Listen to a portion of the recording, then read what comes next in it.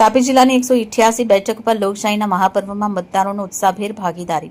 રાણી અંબા જિલ્લા પંચાયતની બેઠક પર ભાજપ અને કોંગ્રેસ વચ્ચે કાંટાની ટક્કર તેમજ ગુણસદા બેઠક પર ત્રિપાંખીયો જંગ. આપ, કોંગ્રેસ અને ભાજપ વચ્ચે સૌની નજર. આપના ઉમેદવારનું મતદારોને મતદાન કરવા અપીલ. વહેલી સવારથી જ મતદારોએ મોટી સંખ્યામાં મતદાન કરી જવાબદારી નિભાવી. જિલ્લા તાલુકા પંચાયત અને વ્યારા નગરપાલિકા માટે કુલ 755 મતદાન મથકો. દિવ્યાંગ તથા શારીરિક મર્યાદા હોવા છતાં મતદાતાઓએ મતદાન મથકે પહોંચી મતાધિકારનો ઉપયોગ કર્યો.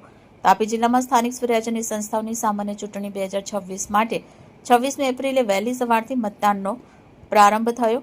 જિલ્લાની કુલ 188 બેઠકોમાંથી 10 ઉમેદવાર બિનહરીફ જાહેર થયા. જિલ્લા પંચાયત અને તાલુકા પંચાયત માટે કુલ 735 અને વ્યારા નગરપાલિકા માટે કુલ 20 મતદાન મથકો પર પ્રક્રિયા હાથ ધરવામાં આવી. ચૂંટણી પ્રક્રિયાને સુચારુ બનાવવા માટે જિલ્લા ચૂંટણી અધિકારી અને કલેક્ટર ડોક્ટર વિપિન ગર્ગના માર્ગદર્શન હેઠળ 4320 મતદાન સ્ટાફ અને 1598 પોલીસ જવાન તૈનાત કરવામાં આવ્યા. વહીવટીતંત્ર દ્વારા 40 સંવેદનશીલ અને 11 અતિ સંવેદનશીલ મથકો પર વિશેષ સુરક્ષા અને દેખરેખ જવાનો તેમજ ચૂંટણી શાંતિપૂર્ણ માહોલમાં સંપન્ન થાય તે માટે પોલીસ જવાનોની મોટી સંખ્યામાં તૈનાતી કરાઈ હતી. મતદાન પ્રક્રિયાના સુપરવિઝન માટે 25 ચૂંટણી અધિકારી અને 131 ઝોનલ ઓફિસર સતત કાર્યરત રહ્યા, જેના કારણે સમગ્ર જિલ્લાના શાંતિપૂર્ણ માહોલમાં મતદાન પૂર્ણ થયું.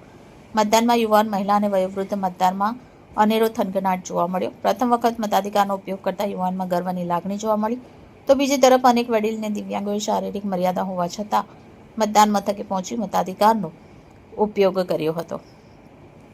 રિપોર્ટર વિકાસ પાટીલ, બુલેટ 26 ગુજરાત ન્યૂઝ, તાપી.